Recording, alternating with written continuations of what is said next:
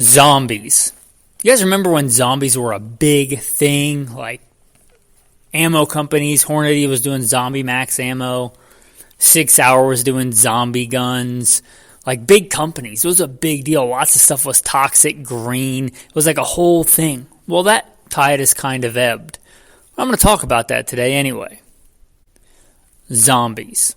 Anyway, with that, welcome to the podcast where we talk about all kinds of stuff. Today's zombies. Hopefully the right way, with God Almighty at the center. Biblical, Judeo-Christian values. Now, my background, first and foremost, I'm a Christian.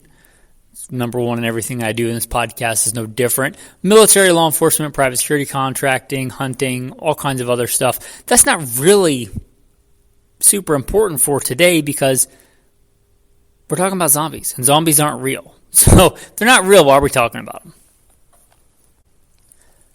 Well, the reason we're talking about them, and the reason I think the reason that they are popular or were popular, continue to, be resurrected, come back to life, right? The reason they continue to come back to life as a thing, as a genre, is that they're a good metaphor, they're a good analogy, they're a good litmus test for preparedness, for the peanut butter and chocolate hitting the fan.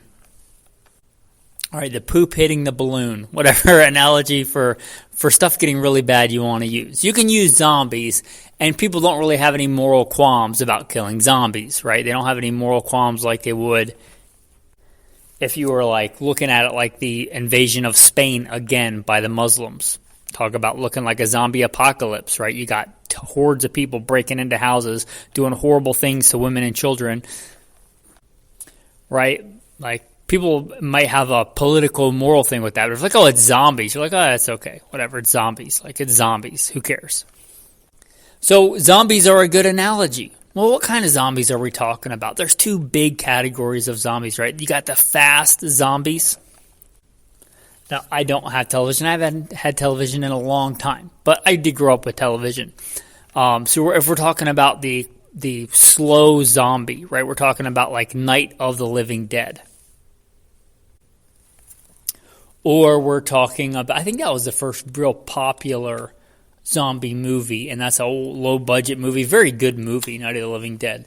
But we're talking about slow zombies like that, or I think what caused this latest big zombie craze would have been, what's the name? Walking Dead, right? Like classic slow zombies, like slow zombies. Then you got your fast zombie genre. This is going to be like your World War Z. Good book. I think Max Brooks. Good book, World War Z, if you want to read that.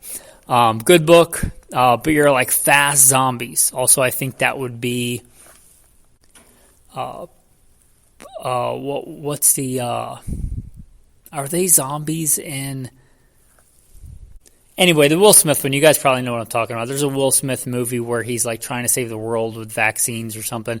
What a subliminal message that is, right? But anyway, a little bit on the nose there, COVID people. But sure, vaccines, that's going to be our salvation. Not. I'm not completely anti-vax. They're not going to be our salvation. Only one thing is going to be our salvation, and it's not science. It's Jesus Christ. So anyway, the fast zombies. Either one, whichever one you're talking about. What kind of zombies is the Cranberry song about?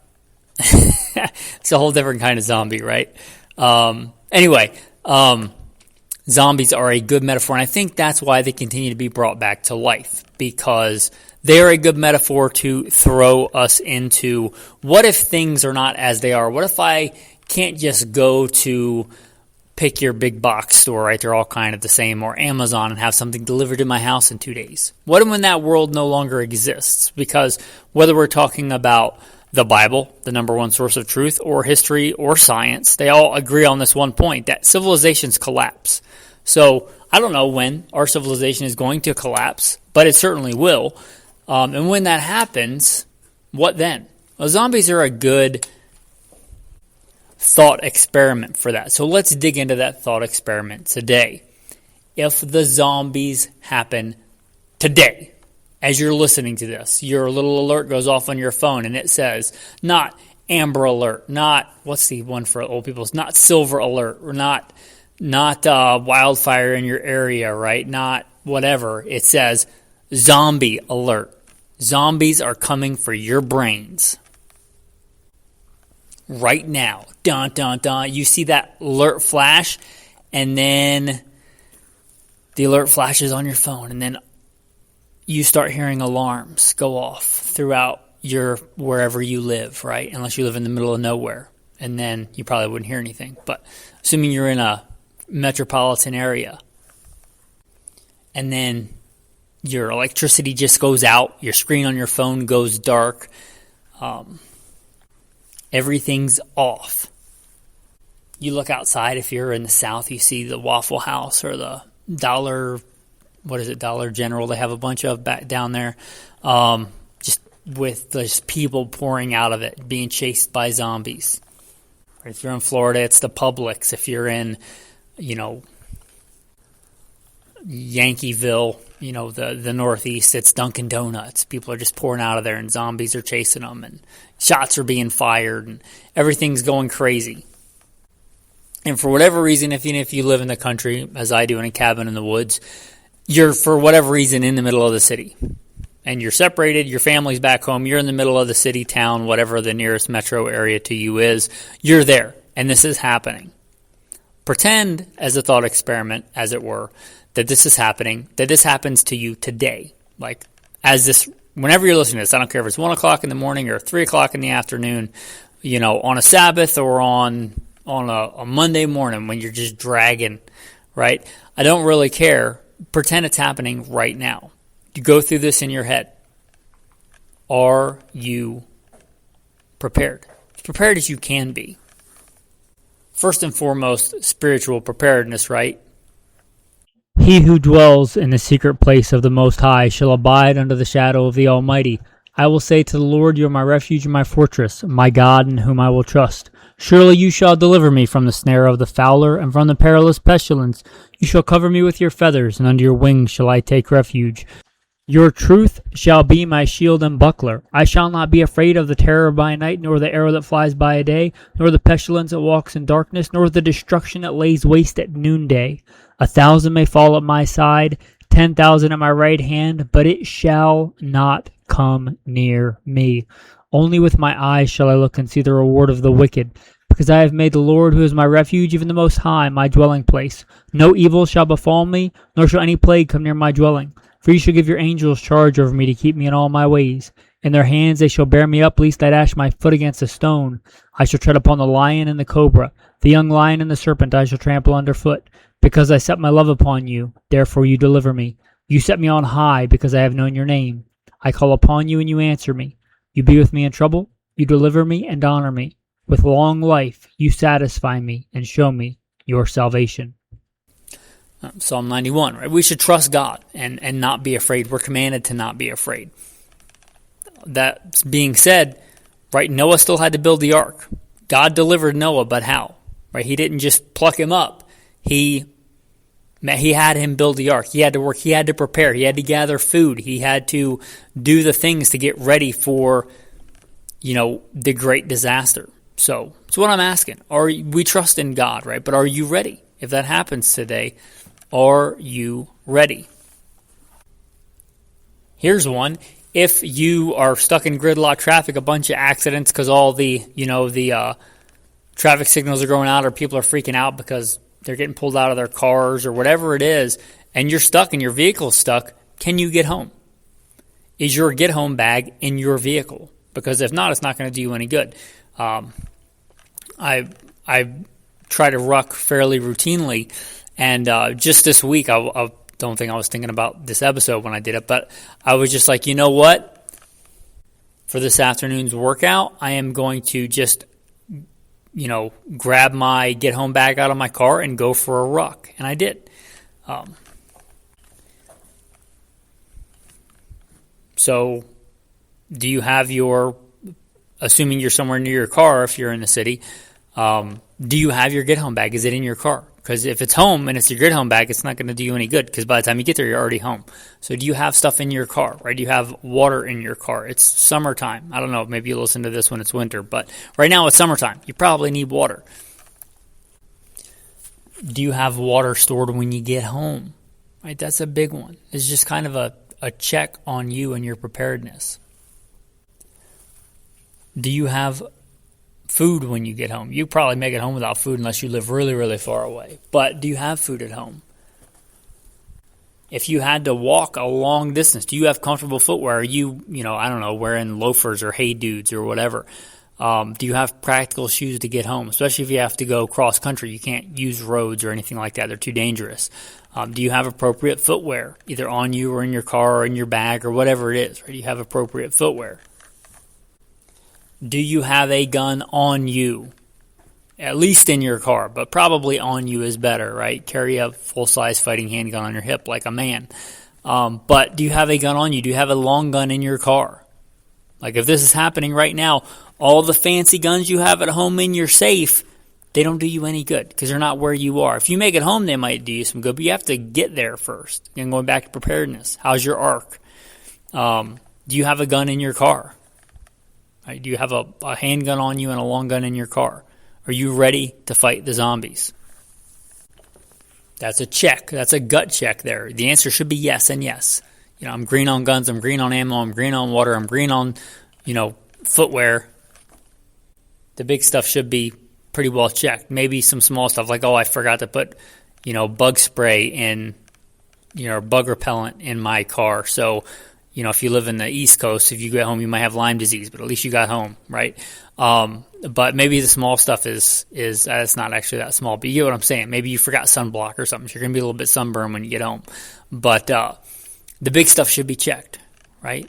You got your bag with basic preparedness stuff. You have a knife on you. You're a man. You should have a knife on you anyway, let's be honest. But you have a knife. You have a gun. You have water with you, not somewhere theoretically. That's not going to do you any good. You have it with you. I don't care if you just went in the city to go to Walmart, right? Bad things happen at Walmart, whatever it is. I don't care if you just went on a date. Like, who knows? Bad things happen when people go out to eat. Do you have it on you? Or do you have it in your car, right, within sprinting distance? Talking about that, right, if you did had to go home on foot, right, your Lamborghinis, no vehicles allowed. You had to walk home because everything's gridlocked. You can't drive. The roads are impassable or dangerous, and they're gridlocked, so you can't get out of wherever your car is. Can you actually physically make it home, or would it kill you? Right? Would you have a heart attack because you're in such bad physical shape? That's could be a gut check for some people. Hopefully not, but that's a real thing, right? By God's grace, I don't take any medications or anything. I don't have any health issues. But if you do you have that medicine on you? Do you have enough for you to make it home? If you have, I don't know, I forget if it's type 1 or type 2. I think it's type 1, like actual diabetes, not from being fat, but like actual diabetes, like where you need insulin or you will die. Do you have that insulin? Do you have enough to make it home? When you get home, let's just assume that things are not getting better for a while. How long can you sustain yourself and your family? How long can you eat? You can't just click on Amazon and have it delivered in 2 days because you forgot to, stock up on your whatever. Like, you can't just click on Amazon and get beans and rice in 2 days. You better have the beans and rice or whatever you're going to eat. Or you better have the, giant, buckets of peanut butter, whatever you're going to eat. Do you have that? Let's assume you get a little bit of a scrape or a fairly minor injury on your way home to get home to you or your family or wherever you live. Let's assume that. Do you have something to clean that wound so you don't get infected and die from something as trivial as a mosquito bite or a small abrasion? Because people die from that, right? Especially in a nasty environment if you got dead people running around. But just in normal times, before antibiotics. So can you clean and dress that wound? Do you have the stuff for that? Well, we'll even leave big medical stuff out of this. Can you just deal with the minor stuff? Sprained ankle, cut, scrape, without getting stuff infected. Do you have that stuff? And now that you're home, unless you're a bachelor, I guess then it's just you, but now that you're home, can you protect the people that you love? The answer to that should be yes, within reason, right? You could always, something could always happen, right? We're not guaranteed another day. So whether we live or die, we should trust in God. If I live, I live to the Lord. If I die, I die to the Lord. But you get the idea, within reason, right? If you got 500 zombies swarming your house, you're probably not standing up to that. But within reason, can you protect and defend your family? And there's no more calling 911. Nobody's coming. Nobody's coming to help you. Can you protect your family? Can you feed your family? Can you do that right now? If this happened today, how's that checklist coming? That's why I think zombies continue to be relevant, because they're not real, right? But they can be useful. How is this going for you, going through this thought experiment? Because it's not going to be zombies, right? But it could be something equally bad or worse. Disasters happen. So are you prepared? Zombies is just a good way to think about it, a good analogy that's not going to upset people politically or whatever. But are you ready? More important than the physical preparedness, the stuff, the food, bullets, beans, and the Band-Aids, the guns. What if your life ended tomorrow for whatever, no matter how prepared you are? Whether it's a car accident or a major disaster, your life. If it's time to meet your Maker and stand before the judgment seat, because it is written, every knee shall bow and every tongue shall confess. Right? If it's your time, are you ready spiritually to meet your Maker? You and I don't know if we have another day. So this ought to be a good gut check, first and foremost, of our spiritual readiness. While you have time right now, don't forget about the one who made you, and don't forget about the only one that can save you. While you have time to bend a knee, while you have time to turn and repent, because there will be a day when there is no more of that. And when that day comes, I don't know and you don't know. With that, guys, thanks for listening. I'm going to start wrapping this up, but I did, for the patrons, like if you want to support the podcast, consider becoming a patron. I did a long, long time ago, Guns for the Zombie Apocalypse. It was a fun thing for the patrons, obviously. But I did that a long time ago. It's still available on Patreon, along with like Guns of Bigfoot. I just do fun stuff on there a lot of times for patrons. There's a lot of special insider-only content on Patreon. A lot of content on it that you're just not going to get unless you're a patron. So anyway, you might want to check that out. You might want to consider becoming a patron, mostly because you want to support the show. I don't really have a tactical tip for zombies. Right, zombies are attracted to noise, right? So don't have squeaky shoes. You ever have somebody that are walking and your shoes are squeaking? That might get you killed in the zombie apocalypse. Don't have squeaky shoes. Your tactical verse of the day, we did Psalm 91, and I accidentally started with Psalm 23, so let's do Psalm 23. The Lord is my shepherd, I shall not want. He makes me lie down in green pastures. He leads me beside still waters. He restores my soul. He leads me in the paths of righteousness for his name's sake. Yea, though I walk through the valley of the shadow of death, I will fear no evil, for you are with me. Your rod and your staff, they comfort me. You prepare a table before me in the presence of my enemies. You anoint my head with oil. My cup runs over. Surely goodness and mercy shall follow me all the days of my life, and I will dwell in the house of the Lord forever. I believe that. I hope you do too. With that, thanks for listening and have a blessed day.